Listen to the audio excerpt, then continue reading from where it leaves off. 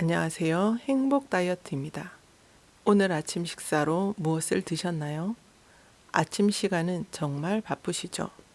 그래서 간단히 먹을 수 있는 음식을 찾다 보니 빵을 자주 먹게 되는데요. 굽는 것보다는 몸에 좋겠지 하고 먹은 빵이 우리 몸에 독이 된다는 사실을 알려준 책, 아침에 빵을 먹지 마라입니다. 지은이 후쿠시마 마사스구, 출판사는 국일미디어입니다. 10만 명의 위장을 진찰한 소화기과 의사의 식사법. 탄수화물 절식이 암, 비만, 당뇨, 노화를 막는다. 먼저 저자 소개를 하겠습니다. 후쿠시마 마사스구 의료보민 사단 세이레이카이 미라이 위 대장 내시경 클리닉 이사 겸 원장이다. 1993년에 성 마리안나 의과대학을 졸업한 뒤 도쿄 여자의과대학 소화기병 센터 외과에서 소화기관 및 간담체의 악성 질환 수술을 주로 담당했다. 본문 내용입니다. 아침마다 먹는 빵이 당신의 건강을 빼앗습니다. 아침에 빵을 먹지 말아 보시겠어요? 제가 운영하는 클리닉에서는 위장의 불편함을 호소하는 환자에게 일단 이렇게 제안합니다. 이렇게 많은 사람이 예사로 먹는 아침 빵을 왜 끊어야 할까요? 그것은 빵이 몸에 나쁜 음식이기 때문입니다. 빵이 소화가 잘 되는 음식이라고 생각하는 사람도 많지만 사실 빵은 위장에서 소화하기 힘든 음식입니다. 게다가 빵의 주 원료인 밀에 함유된 글루텐은 소화 효소로는 잘 분해되지 않아서 충분히 소화되지 않은 채 소장의 점막에 흡수됩니다. 소화가 덜 된 음식물은 소장의 점막에 상처를 내고 복통이나 알레르기의 원인이 되기도 합니다. 밀을 고온으로 가열해서 만드는 빵은 비만, 고혈압, 당뇨병, 동맥경화, 심근경색, 뇌경색, 암 등의 발병과 악화로도 이어집니다. 빵은 혈당을 급격히 올리고 중독성이 있다. 본디 밀가루에는 당질이 많습니다. 더구나 아침에는 혈당을 올리는 호르몬이 평소보다 많이 분비되기 때문에 점심으로 당질을 섭취할 때보다 혈당치가 오르기 쉽습니다. 그런 시간대에 당질 함량이 높은 식빵을 먹으면 혈당치가 더욱 급상승하는 혈당 스파이크가 일어납니다. 이뿐만이 아닙니다. 빵을 비롯한 밀가루 음식은 중독성이 높습니다. 혈당치가 급격히 오르면 떨어질 때도 급격히 떨어져서 당질이 또 먹고 싶어집니다. 아침에 식빵을 먹으면 점심은 우동, 저녁은 파스타로 이어지는 연쇄작용이 일어나게 되는 건 이러한 이유 때문입니다. 그 결과 당질이 당질을 부르는 당질 과다의 무한 반복에 빠지고 마는 것입니다. 위장 전문가로서 말씀드리면 식빵 한 장, 밥 한 공기, 우동 한 그릇, 파스타 한 접시 같은 탄수화물 음식은 일반적인 양으로 먹어도 위에는 과식입니다. 왜냐하면 인간의 소화기관은 구조상 탄수화물을 대량으로 처리해내지 못하기 때문입니다. 탄수화물 과잉 섭취는 배부름을 대가로 당신의 건강을 빼앗고 수명을 단축합니다. 아침 빵 끊기의 효과는 그저 위장의 컨디션을 개선하는 데 그치지 않습니다. 그동안 알았던 증상의 개선은 물론 생활습관병과 암 예방, 노화 방지에도 효과적입니다. 건강 수명을 늘리고 더 나은 인생을 보내고 자기 주변 사람을 행복하게 하고 싶다면 식사부터 개혁해야 합니다. 식사 개혁은 건강을 손에 놓는 것뿐만이 아니라 자기도 모르게 잃어버린 시간을 되찾는 일로도 이어집니다. 인간의 수명을 갉아먹는 빵. 빵이 위장에 나쁜 이유. 1. 위에 머무르는 시간이 길다. 우동, 빵, 파스타처럼 밀이 주 원료인 식품은 하나같이 소화가 잘 안 되는 위에 해로운 음식이다. 위 내시경 검사는 위 속을 텅 비운 상태에서 진행해야 하므로 약 6시간의 단식이 필요하다. 다만 이따금 나는 위 속에 음식물이 남아있는 상황에서 위 내시경을 할 때가 있다. 그때 잔류물을 살펴보면 일반적으로 소화가 잘 안 된다고 알려져 있는 고기는 거의 보이지 않는다. 그보다는 밥알, 우동 면발, 빵 부스러기가 압도적으로 많다. 2. 글루텐이 소화와 흡수를 방해한다. 빵은 강력분으로 만들기에 더 많은 글루텐을 함유한다. 빵을 만드는 사람들은 하얀 가루가 천에 달라붙어 잘 떨어지지 않는 경험을 해본 적이 있을 텐데 이것이 글루텐의 점착성이다. 이런 끈적끈적한 물질이 소장에 도달하면 소장의 융털에 들러붙어서 소화 흡수를 방해한다. 3. 소금이 위에 상처를 낸다. 빵에는 소금도 다량 들어간다. 소금 없이는 빵이 쫀득쫀득해지지 않는 까닭에서다. 소금은 소화기관의 점막을 강하게 자극한다. 소금을 많이 섭취하면 위의 점막을 보호하는 점액이 파괴되어 점막에 상처가 나고 만성염증이 생긴다. 4. 가열조리가 몸을 그을린다. 밀을 빵으로 구우려면 쌀로 밥을 지을 때보다 높은 열을 가해야 한다. 밀이 가열되면 단백질과 당이 결합하여 최종 당화산물인 AGE라는 노화 물질이 만들어진다. 핫케이크나 토스트의 갈색으로 구워진 부분이 AGE이다. 당뇨 합병증을 일으키는 중대한 요인 중 하나인 AGE는 몸속의 단백질 혹은 지질과 결합하여 세포를 손상시키고 신체의 콜라겐 부위에 영향을 주어 주름이며 기미의 원인이 된다. 심지어는 혈관, 콩팥, 근육 등의 장기에 염증을 유발하거나 계속 쌓여서 동맥경화, 심근경색, 뇌경색, 암으로 발전하기도 한다. 아침빵이 안 되는 이유 1. 혈당치를 급격하게 올린다. 아침에는 혈당을 높이는 코르티솔과 아드레날린이라는 호르몬이 평소보다 많이 분비된다. 따라서 아침에 당질을 섭취하면 낮에 섭취했을 때보다 혈당치가 쉽게 상승한다. 혈당이 오르기 쉬운 아침에 빵을 먹으면 혈당치는 더욱 쉽게 상승한다. 특히 식후 1에서 2시간 동안 혈당치가 급격히 올랐다가 떨어지는 상태를 혈당 스파이크라고 부른다. 혈당치의 극심한 변동은 혈관에 손상을 입혀 동맥경화나 심근경색, 뇌졸중으로 이어질 수 있다. 혈당 상승을 예방하는 방법으로는 식이섬유가 풍부한 식사와 식후 운동이 추천된다. 2. 탄수화물의 무한 반복에 빠진다. 혈당치가 오르면 인슐린이 분비되어 혈당을 낮추는데 혈당 스파이크가 일어난 뒤에는 필요 이상으로 낮아지는 경우가 많다.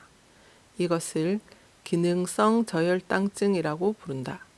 저혈당이 오면 혈당이 떨어졌다라는 정보가 뇌에 전달되어 자연스레 당질을 함유한 음식이 당기게 된다. 그렇다 보니 아침에 빵이면 점심은 우동, 저녁은 파스타를 먹게 되는 탄수화물의 연쇄작용이 일어날 가능성이 높다. 3. 자율신경의 균형이 무너진다. 우리 몸의 내장작용과 혈액순환은 말초신경계의 자율신경에서 조절한다. 자율신경은 교감신경과 부교감신경으로 이루어져 있다. 몸이 활동할 때는 교감신경이 우세해지고 휴식할 때는 부교감신경이 우세해진다. 아침은 자율신경이 부교감신경에서 교감신경으로 전환되는 중요한 시간대이기에 자율신경을 어지럽히는 행위는 삼가해야 한다. 자율신경 연구에서도 당이 입속에 들어오면 이자를 제어하는 교감신경이 억제되고 부교감신경이 촉진된다는 점을 지적한다. 윗속에서 팽창하여 장시간 머무르는 음식을 아침에 먹으면 부교감신경이 우세해진다. 애써 아침에 일어나서 교감신경으로 전환했건만 다시 부교감신경이 우위를 차지해버린다. 이렇게 되면 일에서 역량을 발휘하기도 어려워진다. 빵을 끊지 못하는 이유 1. 밀의 의존성은 마약과 같다. 밀은 소화되면 엑소르핀으로 변화하여 뇌에 있는 모르핀 수용체와 결합해 화학적 쾌감을 선사한다. 이러한 밀가루 중독은 알코올, 대마, 니코틴 의존증과 구조가 거의 똑같은 반면 과다 복용한 사실은 잘 인식되지 않아 꽤 까다로운 의존증이다. 2. 편의성과 경제성이 지나치게 좋다. 빵은 다른 일을 하면서도 간단히 먹을 수 있고 먹으면 속이 든든하다는 특징이 있다. 게다가 값이 싸고 심지어 맛있으니 충분히 아침 식사로 보급될 만하다. 빵은 의학적으로 보면 영양가가 높은 식품이 아니다. 혈당 스파이크를 일으켜 몸에 해를 끼친다는 점에서는 케이크나 컵라면이나 빵이나 50보 100보다. 그런데도 빵을 먹을 때는 라면이나 케이크를 먹을 때 같은 가책조차 느껴지지 않는다. 당질 제한식의 이상적인 영양 균형. 실제로 일본인 6명 중 1명은 당뇨병 환자 및 예비군이라고 한다. 이토록 많은 사람이 의료 서비스를 계속 받는다면 의료비가 얼마나 들지 상상도 가지 않는다. 장수하는 시대이기에 더더욱 건강하게 사는 시간이 중요하며 그렇기에 필요한 것이 당질 제한이라는 개념이다. 생활습관병을 예방하고 치료하려면 식후 고혈당, 다시 말해 혈당 스파이크를 피해야 한다. 이 혈당 스파이크를 일으키는 영양소는 당질이므로 식사 시 섭취하는 당질의 양의 상한선을 선정할 필요가 있다. 엄격한 당질 제한식 비율. 지질 60%, 단백질 32%, 당질 8%. 평범한 당질 제한식의 비율. 지질 60%, 단백질 30%, 당질 10%. 느슨한 당질 제한식의 비율. 지질 50%, 단백질 36%, 당질 14%. 당질 제한식에서 목표하는 하루 당질 섭취량은 엄격하게 진행할 때는 30g, 느슨하게 진행할 때도 130g이다. 느슨한 당질 제한식을 해도 일반적인 식사보다 당질 섭취량이 적지만 되도록 하루 100g 이하로 섭취하기를 권장한다. 이것을 기준으로 당질의 상한선은 개인에 따라 달라진다.